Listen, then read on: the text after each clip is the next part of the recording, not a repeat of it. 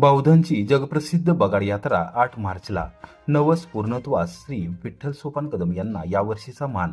वाई तालुक्यातील बौद्धन येथील जगप्रसिद्ध बगाड यात्रा रविवार दिनांक 8 मार्च 2026 रोजी भक्तिभावाच्या वातावरणात संपन्न होत आहे. भक्ती श्रद्धा शक्तीचा संगम मानली जाणारी ही यात्रा पाहण्यासाठी राज्यभरातून भाविक मोठ्या संख्येने उपस्थित राहतात. यंदा बगाड्याचा मान श्री विठ्ठल सोपान कदम यांना मिळाला आहे.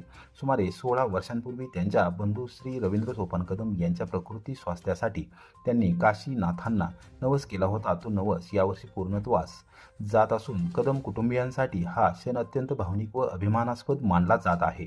ग्रामस्थांनीही त्यांच्या श्रद्धेचे स्वागत करत शुभेच्छांचा वर्षाव केला आहे. बौद्धांची बगाड यात्रा ही केवळ धार्मिक सोहळा नसून गावाच्या सांस्कृतिक परंपरेचा मानबिंदू आहे. पारंपरिक वाद्यांच्या गजरात, ढोल ताशांच्या निनादात आणि काशीनाथाचे चांगभलं या जयघोषात बगाड उभारले जाते. या सोहळ्यातील शिस्त, परंपरेचे पालन आणि ग्रामस्थांचा सहभाग विशेष उल्लेखनीय असतो. यात्रेनिमित्त भाविकांची मोठी गर्दी अपेक्षित असल्याने स्थानिक प्रशासन आणि पोलीस यंत्रणेने सुरक्षेची व वाहतूक नियंत्रणाची विशेष व्यवस्था केली आहे. आरोग्य पथक, पिण्याच्या पाण्याची सोय आणि स्वच्छतेवरही भर देण्यात आला आहे. ग्रामस्थांनी सर्व भाविकांना शांतता, शिस्त आणि परंपरेचे भान राखत यात्रेत सहभागी होण्याचे आवाहन केले आहे. भक्तिभावाने नतमस्तक होऊन काशीनाथांचे दर्शन घेण्याची ही सुवर्ण संधी असल्याचे आयोजकांनी सांगितले. काशीनाथाचे चांगभलं या जयघोषात बौद्धन नगरी पुन्हा एकदा दुमदुमणार असून श्रद्धा आणि सामूहिक ऐक्याचा हा उत्सव 8 मार्च रोजी भक्तांच्या साक्षीने रंगणार आहे. जलमंदिर पॅलेस येथे होळी पौर्णिमा उत्साहात श्रीमंत छत्रपती दमयंतीराजे भोसले यांच्या उपस्थितीत विधिवत होलिका दहन. साताऱ्यातील ऐतिहासिक जलमंदिर पॅलेस येथे परंपरेनुसार होळी पौर्णिमा मोठ्या उत्साहात साजरी करण्यात आली. विधिवत होलिका दहन करण्यात आले. या पावन प्रसंगी राणीसाहेब श्रीमंत छत्रपती दमयंतीराजे भोसले यांनी उपस्थित राहून विधिवत होलिका पूजन केले. धार्मिक विधी, मंत्रोच्चार आणि पारंपरिक पद्धतीने होलिका दहन करताना वातावरण भक्तिमय वातावरण झाले होते. होलिका दहनाच्या या मंगलक्षणी दुष्ट प्रवृत्ती, नकारात्मक विचार व वाईट शक्तींचे दहन होऊन समाजात सद्भावना, एकता आणि सकारात्मकतेचे वातावरण निर्माण व्हावे अशी मंगल भावना व्यक्त करण्यात आली. दरम्यान सोमवार 2 मार्च रोजी सातारा जिल्ह्यात ठिकठिकाणी होळीचा सण मोठ्या उत्साहात साजरा करण्यात आला. गल्लीबोळात महिलांनी एकत्र येत होळीचे पूजन केले आणि वाईट प्रवृत्तींचा नाश होवो, समाजात शांतता व सौहार्द नांदो अशी प्रार्थना केली. यंदाची होळी सामाजिक ऐक्य, परंपरेचा सन्मान आणि सकारात्मकतेचा संदेश देणारी ठरली.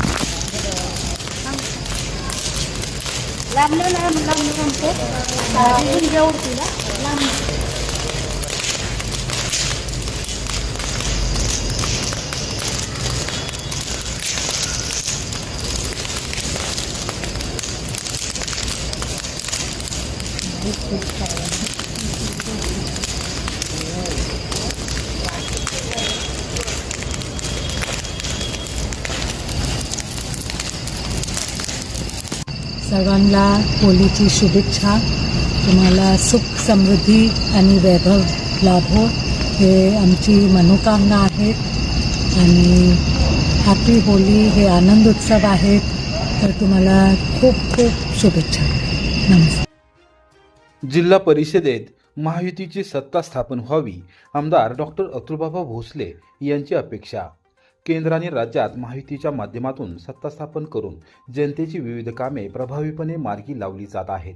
सातारा जिल्हा परिषदेत देखील भारतीय जनता पक्ष हा सर्वात मोठा पक्ष म्हणून पुढे आला असून महायुतीच्या माध्यमातून जिल्हा परिषदेत सत्ता स्थापन व्हावी अशी अपेक्षा भाजपचे जिल्हाध्यक्ष आमदार डॉक्टर अतुलबाबा भोसले यांनी व्यक्त केली.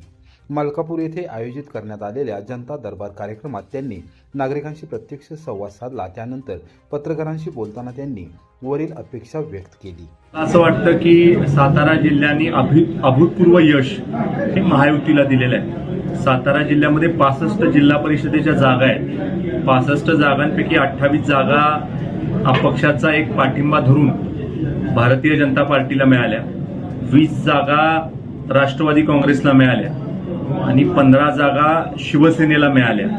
आणि विरोधात फक्त काँग्रेसची एक जागा अशी प्रमुख पक्षाची आली आणि बाकी सगळ्याच्या सगळ्या जागा ह्या महायुतीच्या विचाराच्या आल्या. त्यामुळं महायुती म्हणून आम्ही राज्यात एकत्र काम करतोय.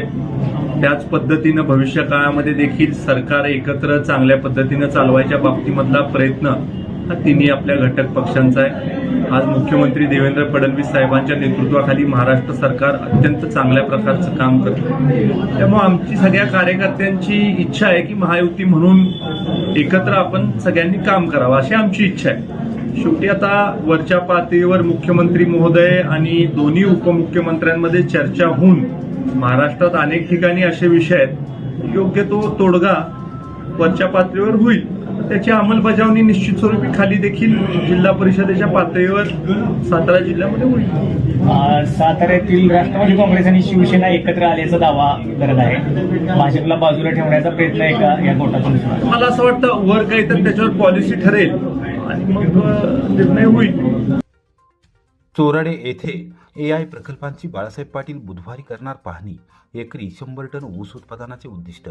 सह्याद्री सहकारी साखर कारखान्याच्या कार्यक्षेत्रातील चोराडे तालुका खटाव येथे ऊस शेतीमध्ये कृत्रिम बुद्धिमत्ता एआय तंत्रज्ञानावर आधारित प्रकल्पाची पाहणी राज्याचे माजी मंत्री तथा कारखान्याचे चेअरमन बाळासाहेब पाटील हे बुधवार दिनांक 4 मार्च रोजी सकाळी 11 वाजता करणार आहेत.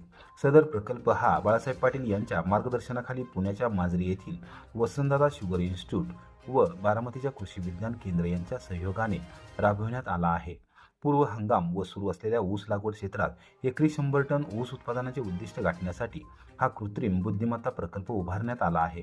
या एआय प्रकल्पांतर्गत विकसित करण्यात आलेल्या प्रणालीमुळे ऊस पिकासाठी आवश्यक निविष्ठांचे अचूक नियोजन, पाणी व्यवस्थापन, खत व औषध फवारणीचे शास्त्रशुद्ध वेळापत्रक आदी बाबी प्रभावीपणे राबवता येणार आहेत. तसेच रोग व किडींचे लवकर निदान होऊन वेळेत आळवणी व फवारणी करता येणार असल्याने उत्पादन खर्चात बचत होऊन ऊस उत्पादनात लक्षणीय वाढ होण्यास मदत होणार आहे. चोराडे येथील 32 ऊस उत्पादक सभासद शेतकऱ्यांनी या प्रकल्पात सहभाग नोंदवला असून त्यापैकी 25 शेतकऱ्यांच्या शेतावर प्रत्यक्ष प्रकल्प राबवण्यात आला आहे. या प्रकल्पाच्या पाहणीसाठी बाळासाहेब पाटील हे बुधवारी सकाळी 11 वाजता जाणार असून जास्तीत जास्त ऊस उत्पादक सभासद शेतकऱ्यांनी एआय प्रकल्पात सहभागी व्हावे असे आवाहन त्यांनी केले आहे. ऊस शेतीमध्ये आधुनिक तंत्रज्ञानाचा वापर करून उत्पादन वाढ साध्य करण्याच्या दृष्टीने हा प्रकल्प महत्त्वपूर्ण टप्पा ठरणार आहे. संस्थापक पॅनल निवडणूक रिंगणात. अविनाश मोहिते यांचा कृष्णा कारखान्याच्या सत्ताधाऱ्यांवर आरोपांचा भडीमार. रेठरे बुद्रुक तालुका कराड येथील यशवंतराव मोहिते कृष्णा सहकारी साखर कारखान्याच्या पंचवार्षिक निवडणुकीच्या पार्श्वभूमीवर संस्थापक पॅनल निवडणूक रिंगणात उतरणार असल्याची घोषणा माजी अध्यक्ष अविनाश मोहिते यांनी केली. रेठरे बुद्रुक येथे आयोजित बैठकीत त्यांनी कार्यकर्त्यांशी संवाद साधत विद्यमान प्रशासनाच्या कार्यपद्धतीवर टीका केली. मोहिते म्हणाले, गेल्या 10 वर्षात कारखान्याच्या कारभारात पारदर्शकतेचा अभाव जाणवला असून कामगार, अधिकारी आणि सभासदांच्या अनेक प्रश्नांकडे दुर्लक्ष झाले आहे. कामगारांच्या पगारवाढीचा प्रश्न प्रलंबित आहे. पदोन्नती आणि बोनसही बाबतही समाधानकारक निर्णय झालेला नाही. सभासदांच्या राबवण्यात आलेल्या उपसा जलसिंचन योजनेची स्थिती समाधानकारक नसल्याचा आरोप त्यांनी केला. 2010 मधील सत्तांतराचा उल्लेख करताना त्यांनी सांगितले की संस्थापक पॅनलच्या कार्यकाळात सभासदांना FRP पेक्षा जादा दर देण्यात आला, कामगारांना वेळेवर वेतनवाढ व बोनस देण्यात आला आणि कारभारात पारदर्शकता ठेवण्याचा प्रयत्न झाला. 2015च्या निवडणुकीतही सभासदांनी मोठा पाठिंबा दिला होता असे ते म्हणाले. आगामी निवडणुकीत कराड, वाळवा, कडेगाव आणि खानापूर या तालुक्यातील सभासदांच्या समस्या जाणून घेण्यासाठी संपर्क दौरे हाती घेण्यात येणार असल्याची माहिती त्यांनी दिली. रखडलेली पगारवाढ, बंद पडलेल्या योजना आणि ऊसाला योग्य दर या मुद्द्यांवर संस्थापक पॅनल काम करेल असेही त्यांनी स्पष्ट केले. आगामी काळात कारखान्याच्या कारभार पुन्हा सभासद केंद्रित करण्याचा प्रयत्न राहील असा विश्वास व्यक्त करत त्यांनी कार्यकर्त्यांना संघटितपणे काम करण्याचे आवाहन केले.